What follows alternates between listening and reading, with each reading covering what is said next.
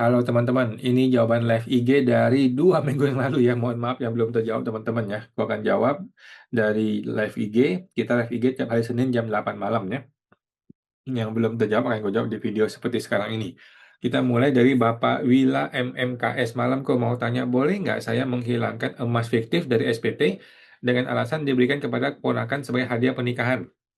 Jadi gini Pak, pertanyaan saya adalah kondisi sebenarnya bagaimana? Kalau kondisi sebenarnya adalah emas fiktif, jangan dibikin cerita aneh-aneh. Jangan dibikin cerita kasih ke orang lah, hilang dicuri orang lah, kebakaran lah dan sebagainya. Jangan, ya. Eh, Jelaskanlah kondisi sebenarnya, teman-teman. Jadilah orang yang jujur, ya. AR orang pajak akan menghargai orang yang jujur, bukan menghargai orang yang bikin cerita yang aneh-aneh. Karena gini, Pak. Kalau kita bikin cerita ini kasih ke ponakan, nanti ponakannya ditanya, mana ponakannya, MPP-nya mana, saya mau lihat. SPTI mana dilapor nggak emas ini? Wah, jadi panjang ceritanya gitu loh. Jadi satu kebohongan akan kita tutupi dengan kebohongan yang lain. Jadi maksud maksud gua, kalau memang ini barang fiktif, ya udah bilang ini barang fiktif, kau hilangkan dari SPT karena gue mau jadi orang jujur. Udah gitu aja, teman-teman ya. Thank you Pak Willy, semoga terbantu. Pak Wila. Ada Bapak Agung, makasih kok sama-sama. Bapak Agung Nugroho, ada Bapak Dede, kok walaupun belum lapor realisasi investasi dividen 2024, apakah sebaiknya dilaporkan di SPT dan laporan investasi 2025? Oke, jadi gini, untuk realisasi yang sekarang nih, 2026, kan untuk 2025, 2024, 2023, ini lapor dulu. Oke, ini pastikan terlapor dulu. Nah, kemudian untuk realisasi laporan 2025 ya. Laporan 2025 itu kalau mau dicoba bisa, tetapi feeling-feeling gue sudah tidak bisa. Feeling gue sudah tidak bisa. Sekarang itu saatnya laporan untuk masa 2006, 2026 untuk 2025, 2024, 2023. Jadi silakan dicoba. Kalau nggak bisa, udah nggak usah pusing ya. Kalau nggak bisa, udah kita nggak usah pusing. Belum tentu jadi masalah ya. Thank you Pak Dede. Ibu Dede Dwi, kemudian apa? Ada Bapak Nuruto. Pak Nuruto tadi ya? Sebentar. Ada Ibu Dede Dwi, kemudian Bapak Nuruto. Tanya lagi bro, kalau ada tabungan yang belum dilapor, tetapi itu bagian dari penghasilan yang sudah dibayar pajaknya. Kalau sekarang dimasukin, bisa jadi nggak wajar. Apa solusinya? Solusi gampang ya, pembetulan SPT. Jadi Bapak boleh pembetulan SPT mundur ke 1 tahun atau 2 tahun mundur. Ya, boleh dilakukan. Thank you Pak Nuruto, semoga terbantu. Ada Bapak Nuruto, Bapak Melki. Di SPT 2024 ada beberapa harta yang masih tercatat, tetapi barangnya sudah tidak ada. Itu solusi gimana? Oke, pertanyaannya adalah barang itu sudah nggak ada tuh kenapa? Apakah dijual? Ataukah apa? Kalau dijual ya udah tinggal dihilangkan saja. Kalau dijual kan berarti terkonversi ke harta yang lain. Bisa bisa berubah jadi tabungan atau jadi deposito atau jadi barang yang lain, gitu kan? Jadi kalau dijual biasanya terkonversi ke harta yang lain. Kalau dijual bisa ada untung bisa rugi, gitu aja sih. Jadi nggak ada masalah ya. Thank you Pak Melki, semoga terbantu. IVPP, Bapak Dwi Tandra, kok kalau dapat dividen dari beberapa sumber, misalnya dari 5 PT yang berbeda, memang harus buat satu persatu laporan dividen dan realisasinya? Jawabannya seharusnya iya ya, semestinya gitu. Soalnya dari zaman DJP online, lapor di totalnya jadi satu laporan doang. Oke. Kalau dividennya didapatkan di waktu yang sama persis, itu masih mungkin ya, lapor sekaligus. Tetapi kan di laporan e-reporting kan ada ininya, ada tanggal dapat dividennya gitu loh. Jadi lu nggak bisa lapor seharusnya nggak bisa lapor gabungan ya. Nah dalam prakteknya ada aja orang yang hajar di lapor sekalian. Gue juga begitu ya lapor sekalian. Cuma kita kita siap untuk berdebat gitu. Nah mumpung ada waktu kalau bapak mau ya lebih detail lebih rinci akan lebih bagus. Ya. Tapi kalau mau digabung ya silakan aja. Thank you Pak Tandra. Lebih Tandra. Ibu Noviani, untuk usaha cuci mobil, apakah boleh UMKM? Saya rasa boleh karena dia punya pegawai. Kalau dia punya pegawai, mungkin boleh pakai UMKM. Thank you Pak Bu Novi, semoga terbantu. Ibu Noviani Lucia. Bapak V. Nyemut, kok mau tanya, jika istri dapat BP21 dan BPA1, pelaporan di SPT gabung dengan suami, gimana ya? Untuk BPA 1 kan jadi penghasilan final, untuk BP21 gimana kok? Jadi gini Bu, pemahaman saya nih ya, pemahaman saya, kalau istri mempunyai pekerjaan lebih dari satu perusahaan, lebih dari satu pemberi kerja, maka dia tidak bisa final. Maka semuanya akan dialokasikan sebagai bukti potong non final, sebagai penghasilan non final di SPT suami. Itu akan menyebabkan kurang bayar agak tinggi. Oke, sekarang kalau Ibu mau memilih jalur hybrid, Ibu maunya hybrid nih. Yang A1-nya jadiin PPh final, yang BP21 yang bukan A1-nya dijadiin penghasilan yang non final. Itu bisa saja dilakukan, cuman harus siap berdebat ya. Nanti itu tinggal dimasukin dipotong di bagian SPT suami, di bagian potong non final. Kemudian penghasilannya juga dilaporkan di penghasilan mungkin di bagian pekerjaan boleh atau di bagian neto dalam negeri lainnya juga boleh. Gitu ya. Nah, cuman harus siap berdebat ya, karena ini akan jadi masalah 1 atau 2 tahun kemudian AR akan mulai mengincar yang gini-ginian nih, gitu. Kalau Ibu bersedia, bayar aja, jadi semuanya dinonfinalkan. Tahun 2026 Ibu bisa nonefektifkan NPWP-nya istri ya, sehingga A1-nya istri akan jadi PPh final, sedangkan yang bukan A1 dibikin pakai NPWP suami saja. Gunakan NPWP suami sehingga istri itu terpenuhi syaratnya. Syarat untuk supaya PPh final kan istri harus hanya mendapatkan penghasilan dari satu pemberi kerja dan istri tidak punya NPWP atau NE. Nah, itu syaratnya harus terpenuhi dua-duanya. Thank you Bu Nyemut, semoga terbantu. Bapak Nyemut. Bapak Made, tanyaku, dengan adanya Cortex, UMKM harus sudah pakai NPPN. Terima kasih. Betul ya. Jadi NPPN wajib dicetak oleh semua pengusaha dan semua pekerja bebas. Terlepas dia itu PPh-nya final atau tidak final, nggak ada hubungan. Thank you Pak Made, semoga terbantu. Bapak Made bagus. Kemudian Bapak Cadar, bukti potong bunga deposito kalau tidak muncul di Cortex, apakah harus di-input manual? Jawabannya iya, input manual kalau Bapak sudah tahu angkanya ya. Thank you Pak Jadar, semua terbantu. Bapak Franz Alexander, PMK-nya di mana kok? Yang PP 0,5% sampai 2029. Bukan PMK ya, undang-undang ya, UUBP, pasal 1 ayat 1 ya. Jadi lupakan, nggak ada tuh PMK, PP itu nggak perlu ya, sudah ada UUBP. Thank you Pak Alexander. Bapak Geo, thanks sama-sama. Oke, thank you teman-teman ya. Oh, sudah, gitu aja teman-teman ya. Jadi, gue akan jawab lagi deh pertanyaan yang lain ya, karena ini masih kurang waktunya. Masih ada video gue yang lain, kita lihat. Live Instagram. Kita ada live Instagram lagi. Yang terbaru yang ini deh. Ini banyak nih pertanyaan yang belum terjawab ya. Kita akan jawab. Kemudian Ibu Amjo. Oke. Bapak Melki 188. Bapak Meltesia Cruz, Bapak Endi Parewa Dojo, Ibu Lisa Mona, Liu Xiaolang, semoga terkenal. Gak usah pusing Bu, 2024 dan sebelumnya lupakan. Ya, sekarang kita fokus 2025 cetak NPPN, kemudian 2026 juga mencetak NPPN. Udah gitu. Yang 2024 lupakan, udah lewat. Thank you Bu Liu Xiaolang, dan akan kita jawab di YouTube. Teman-teman sudah lewat jam 9 ya, kita tampung dulu ya. Kita tampung dan akan kita jawab di YouTube-nya Pajak Smart ya. Thank you. Ada Ibu Herlina Wijaya. Oke, kita mulai dari Ibu Herlina Wijaya. Malam kawan. Saya jadi bendahara kas room RT. Oh, di RT ya. Lalu saya buatkan rekening sendiri. Apakah rekening tersebut saya laporkan di kontes? Ini sudah pernah gue jawab ya. Jadi rekening yang bukan punya kita tidak usah jawab. Tidak usah lapor ya. Nanti ketika ditanya AR, kita tinggal bilang itu rekening bersama, punya RT ya, punya komplek gitu ya. Gue tidak lapor karena itu bukan punya saya gitu. Oke, thank you Bu Elina, thank you. Ada Ibu Erina Rizdiani.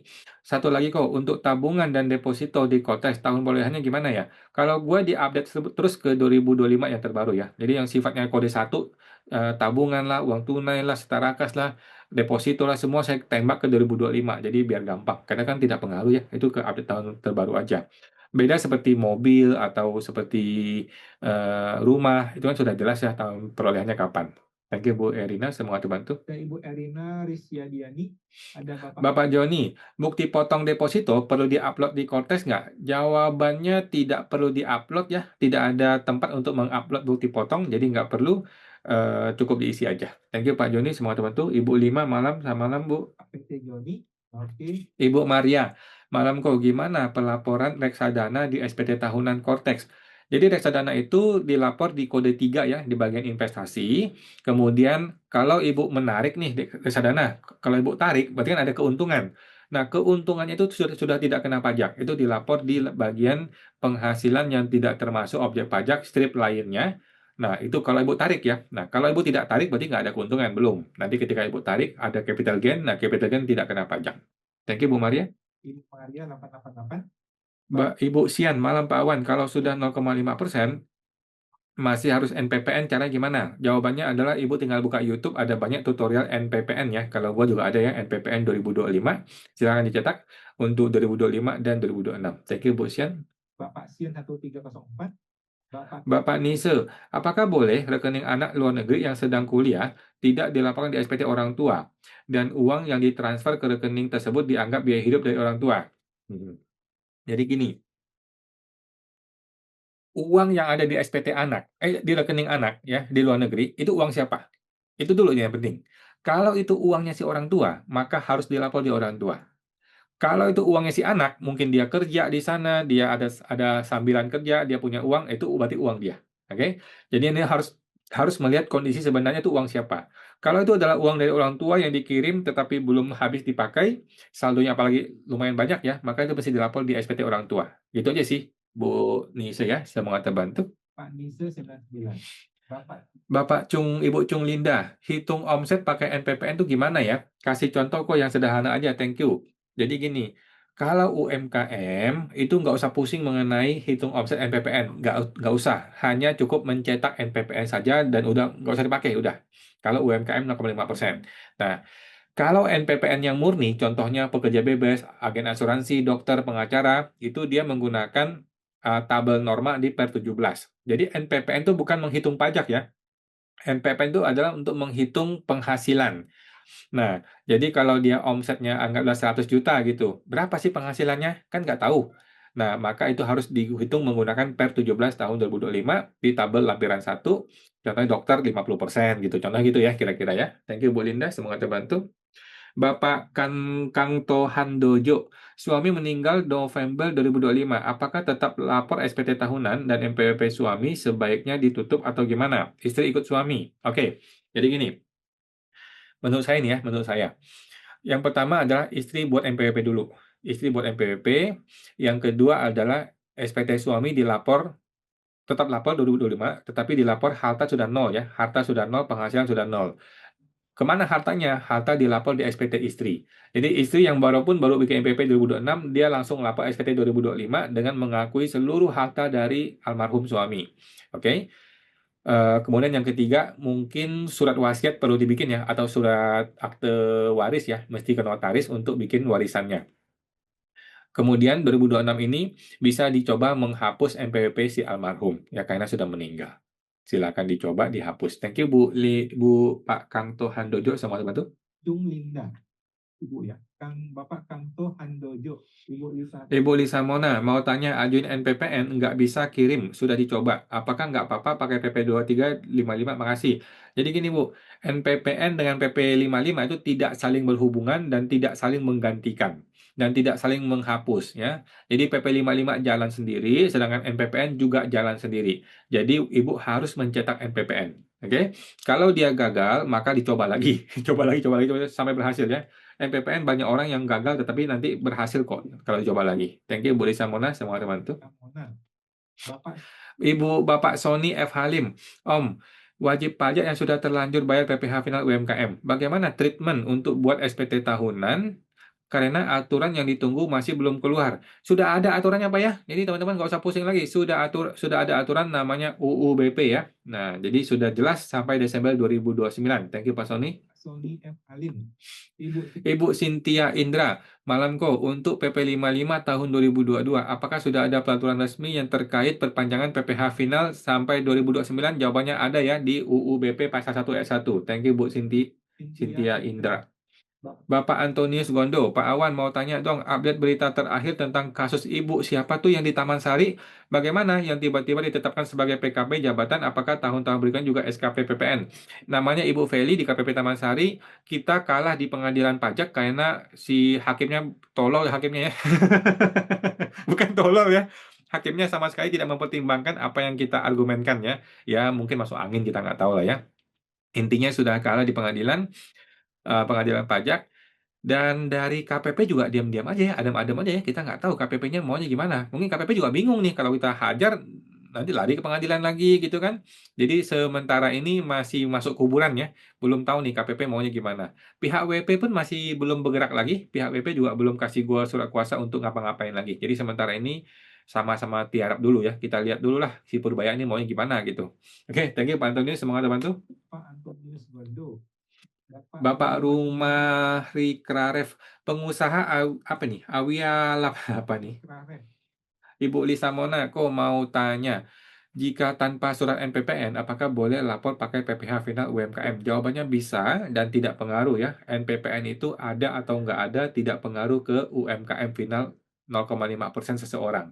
Jadi tetaplah cetak NPPN dan mumpung masih ada waktu ya, jadi cetak saja. Thank you Bu Lisa, semoga terbantu. Ibu Lisa Mona.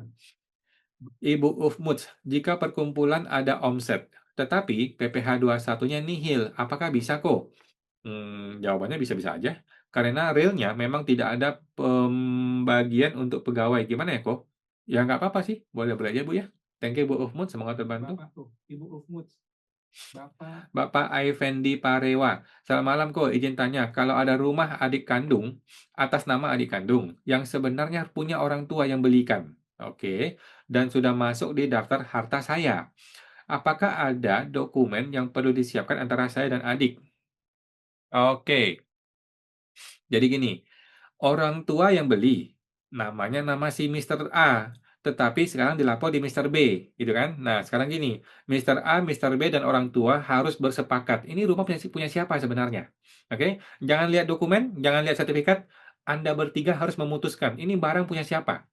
Oke, anggaplah orang tua bilang, oke, ini punya Mister B, ya, yaitu punya si Pak Afendi ini ya. Berarti kan ini punya bapak nih. Walaupun namanya punya si adik, nama di sertifikat nggak apa-apa, kan ini punya punya bapak ya, punya Pak Fendi. Maka dilapor di SPT Pak Fendi sudah betul, tinggal dibikin namanya surat nomine, surat pernyataan nomine. Nanti si adik bikin surat pernyataan nomine yang menyatakan bahwa betul ini nama saya, tetapi ini bukan punya saya. Ini punya si kakak saya. Gitu aja. Oke. Nah, gimana kalau orang tua bilang bukan punya si Mister B nih, ini harusnya punya Mister A, sesuai yang gue belikan nama dia. Maka Bapak mesti kembalikan ke dia. Kembalikan ke dia, mungkin bikin surat pernyataannya bahwa itu bukan punya saya, tapi punya dia, dan itu adalah hibah dari orang tua kepada si adik kandung, gitu ya. Nah, jadi intinya yang pertama adalah diputuskan dulu ini punya siapa yang realnya.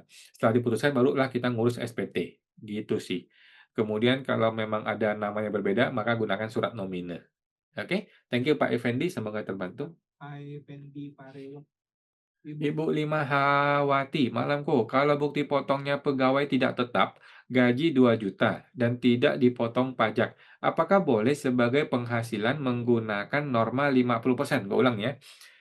Bukti potongnya pegawai tidak tetap, gaji 2 juta, tidak dipotong pajak. Apakah boleh sebagai penghasilan menggunakan norma 50%? Jawabannya boleh, Bu ya, menggunakan pekerjaan bebas, tetapi kan nggak perlu.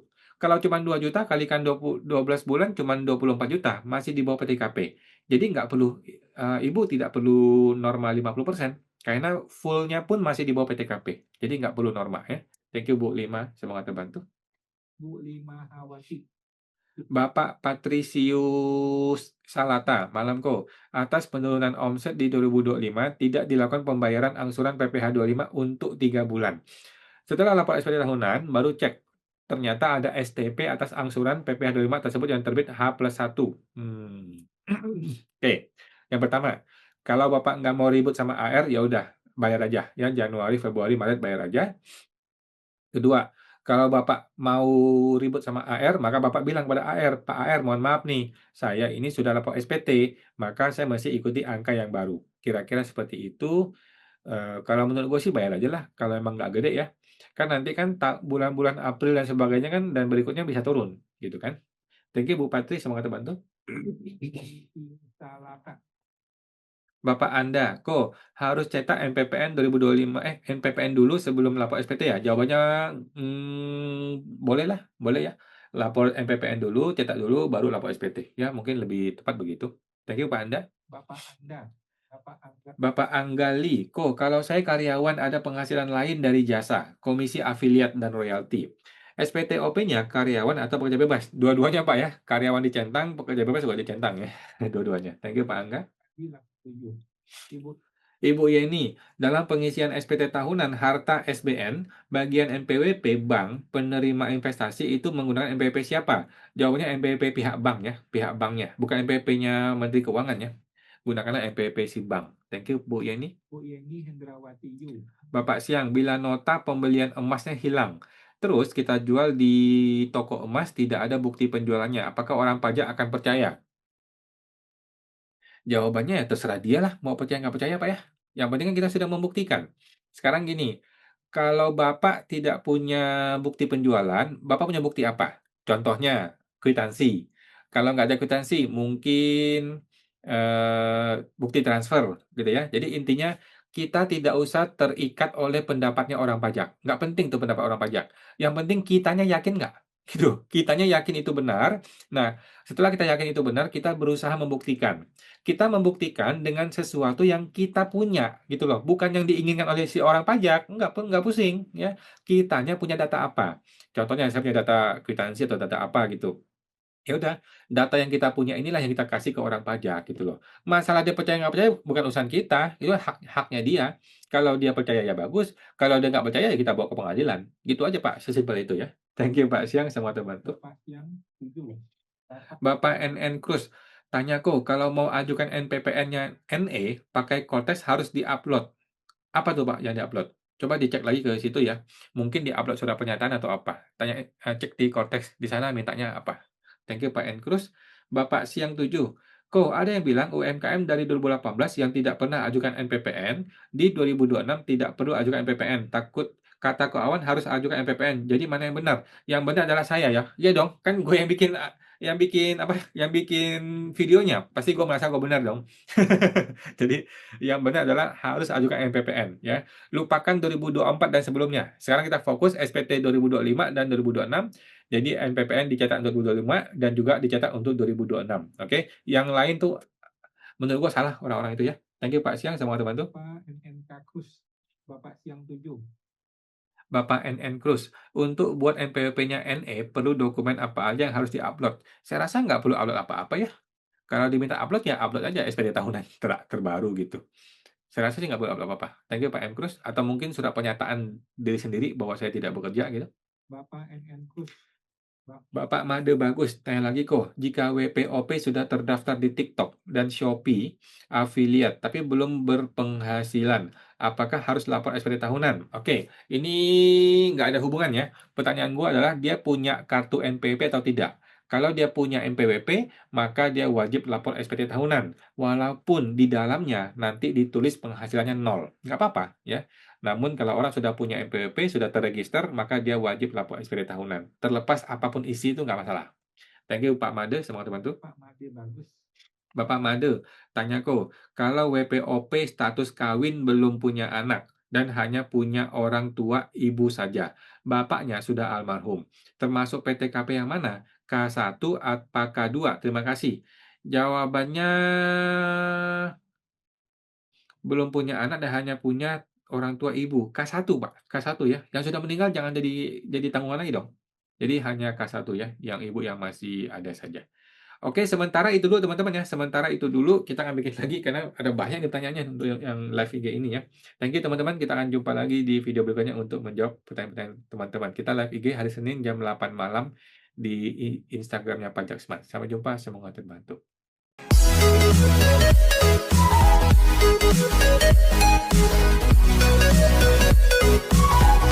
Thank you.